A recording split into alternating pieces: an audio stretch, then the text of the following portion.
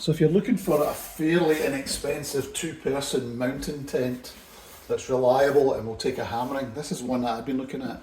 But let me just find out how heavy it is. Yeah, so it's just over 3.2 kilos. So it's a chunky beast. And yet, when you look at it, it's actually not that bulky. It fits into a relatively small bag. So the tent in question is a Simond Makalu T2, which you can get in Decathlon. I'll put the price on screen, but it's not much over 200. I think it's about 229, 230 pounds. For a 4-season mountain, almost expedition tent, it really does come in at a very low cost, I would say.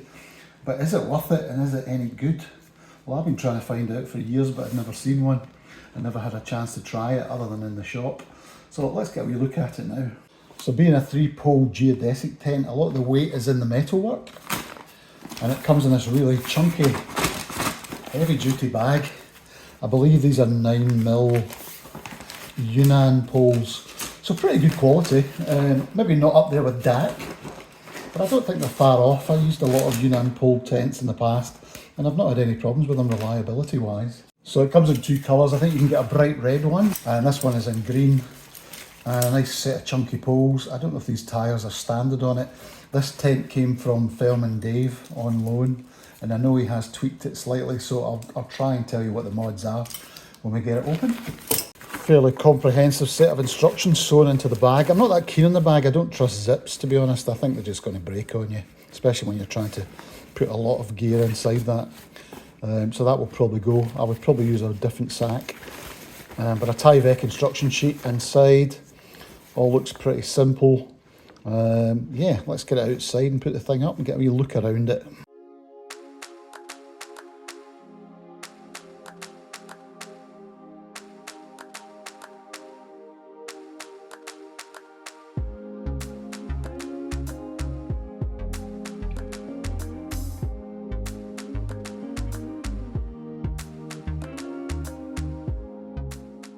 I'm not going to bother with the guy lines at the moment. It is windy, but this tent is solid, I have to tell you.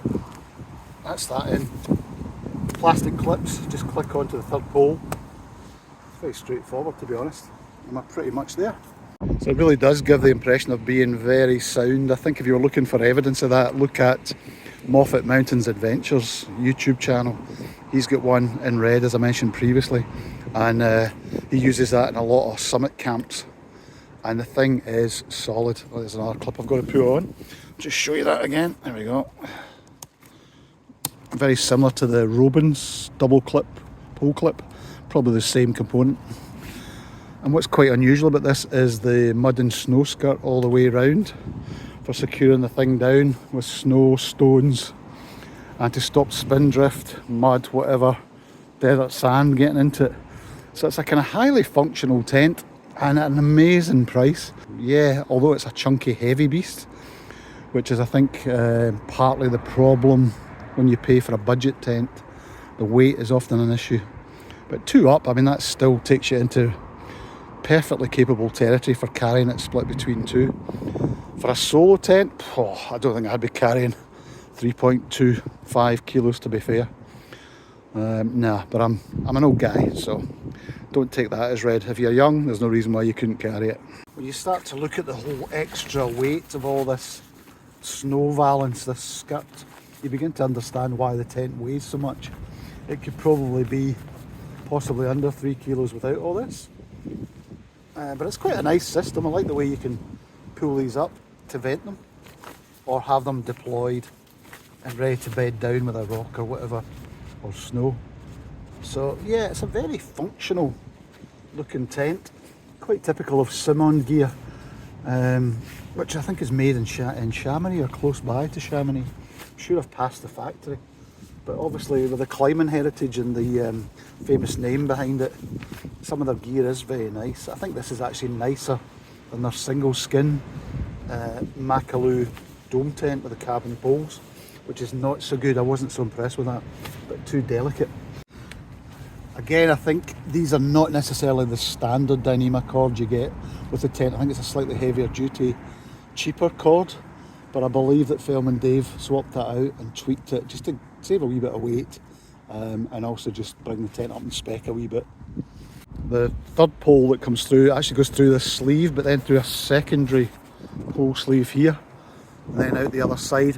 What's good about this is you've got these metal angled sections on it, which I find really helps stiffen up tent when you've got a little angle on it, rather than just relying on the one arch hoop.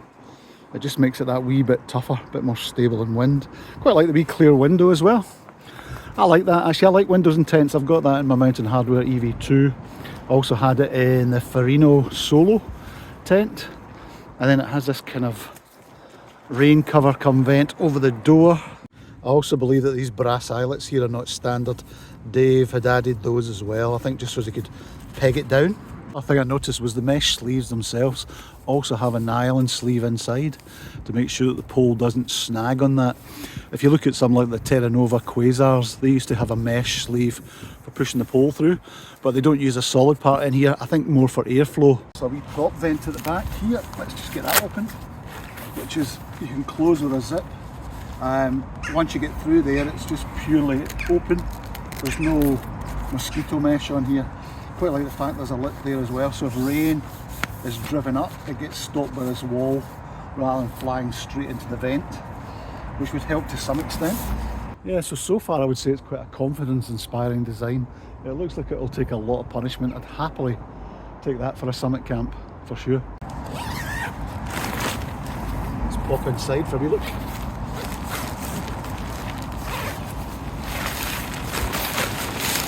Two door tie-backs.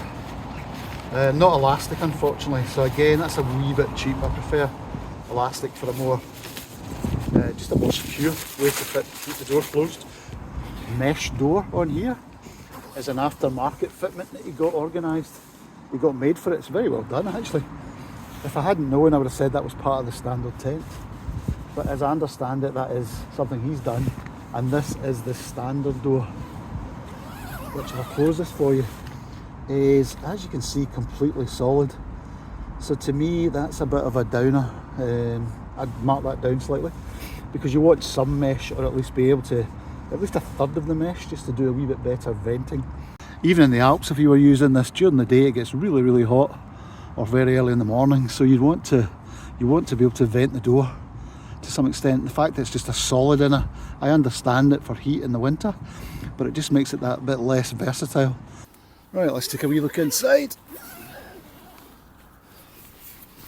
So the door ties back to one side, again just using solid nylon.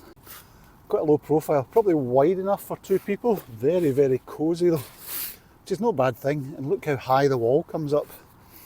I mean, you're talking about a sidewall there of probably over a foot of solid material before it goes to the breathable polyester. The pockets are quite high up, I quite like that, and because they're sewn down the middle, they hold a bit of tension and they don't sag too much. There's just two at the front here, two on that side. There's nothing behind the camera, and it looks like Dave has added a wee bit of mesh to that as well. So again, he's really been thoughtful about modding it, and I guess anyone could do that. Let me show you. So he's modded it here with a little mesh wall to stop the critters getting in, but you can still get your hand underneath to close the rear vent. So it appears to be about 210 long by, just check its widest point, 130 at the widest. And then if we just take the front as an example, because that's most likely where the two of you will be sleeping with your heads, about 130 at the front, so actually not too bad. Oh, it's quite low, yeah, which is the impression I get actually, about 85 mils from top to bottom. So yeah, wide enough for two. Very cosy though, because of its relatively low head height, and I don't have mats in here yet, but I'll show you what it looks like with the mats inside. But I can tell you, it's been out for 24 hours, guaranteed waterproof. So the back wall of the tent slopes in quite steeply, which takes away from your feet. So I've moved the mats forward to allow for you being able to use a sleeping bag without touching the fly sheet. But as you can see, it's yeah, it's snug. It's really a four-season bunker More about the warmth than absolute luxury and comfort. The walls again and the sides there slope in quite a wee bit. So as you sit up and get changed, you probably have to move to either end of the tent to stop yourself from elbowing your partner. So this is you inside with a 60 litre pack on the side. Enough room to cook and just enough height, I think, on the vestibule door not to burn anything. Everything is compact and everything is very, very, very warm. It is a warm tent. I think Dave did mention to me as well, he thought it was the warmest tent he owned. Two-way zip for ventilating and cooking as well, and with that hood guyed out, that keeps the rain off it and allows you just to cook and vent in the dry. So yeah, it's a real workhorse of a tent. Quite a bargain, I think, at the price, and one worth considering. The fly sheet is polyester with a silicone coating on the outside, 20D, 2000mm hydrostatic head, which maybe doesn't sound much, but I've never had an issue with a tent leaking through the fabric. If it's going to leak, it will come through the seams, and this has been out in some hefty rain for 24 hours. There's not a single leak or drip that I can find.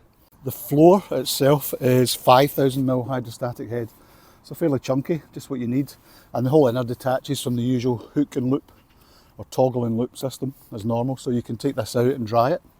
So this is an older version apparently, this is 3.25, the newer version apparently is 3.1, which would really help, and you could probably pare that down with some smaller pegs, get it to around about 3 kilos, so that's more attractive actually. So you're about 130 wide, 85 high, so it's low, it's quite a low slung tent, but then if that's what you need in high winds and very hefty weather, turbulent weather, currently in March 25, it comes in at £280. So I do think, you know, at the kind of budget end of Four Season tents, it's a really solid piece of kit and should perform really well. And I think, as I mentioned before, if you look up Moffat Mountain Adventures, Robert's channel, you'll see the thing in use. I think he's probably the most commonly seen videos I've seen with this thing getting a hammering in turbulent weather, and it seems to rock it no problem at all. So I hope that's helped you anyway. Have a wee look at this. Interesting little beast. Would I buy one for myself? If I was in that kind of budget area and looking again, I might well do actually. It's just a wee tad heavy for me. I prefer to get it around about 2.6, 2.8 kilos for a two-person, and that's purely because I'll be carrying it solo quite a lot. So I have settled on the QU Stormstar, but then it's a lot more expensive. I mean, you're looking at a £600 to £700 tent retail. 280 quid on this. Pretty damn good actually, well worth thinking about. I'd certainly consider it and put it on your shortlist.